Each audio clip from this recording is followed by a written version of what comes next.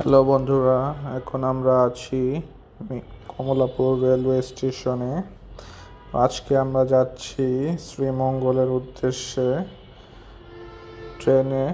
তো আমরা এখন প্ল্যাটফর্মের দিকে যাচ্ছি। সবাই খুব আনন্দিত এবং খুশিতে ছিল, যেহেতু আমরা অনেকদিন পর একটা ট্যুরে যাচ্ছি।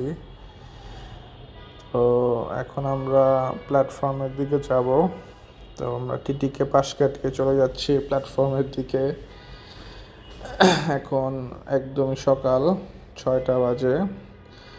সামনে ট্রেনের শিডিউলের বোর্ডটি দেখা যাচ্ছে। আমাদের ট্রেনটি হচ্ছে পারাবত, এটা 6টা 10-এর ট্রেন। তো আমরা খুব সকালেই চলে এসেছি, এখন প্রায় 6টার মতো বাজে। তো এখন আমরা প্ল্যাটফর্মের দিকে যাওয়ার আগে একটু হাঁটাহাঁটি করবো, একটু ছবি তুলবো। তো সবাই প্ল্যাটফর্মের দিকে হেঁটে যাচ্ছিলাম। আসলে ট্যুরে যাওয়ার আগে খুবই মজা।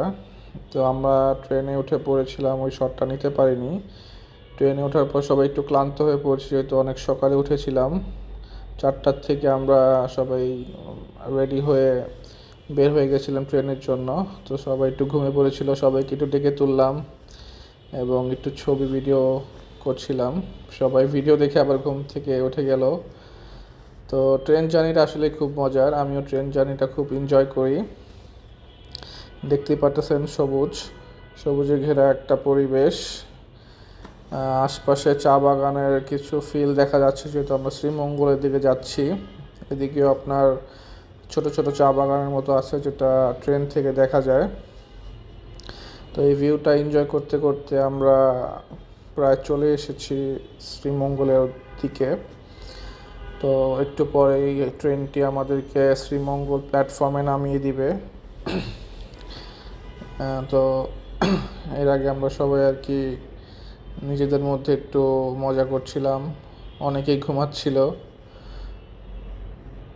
এই হচ্ছে অবস্থা।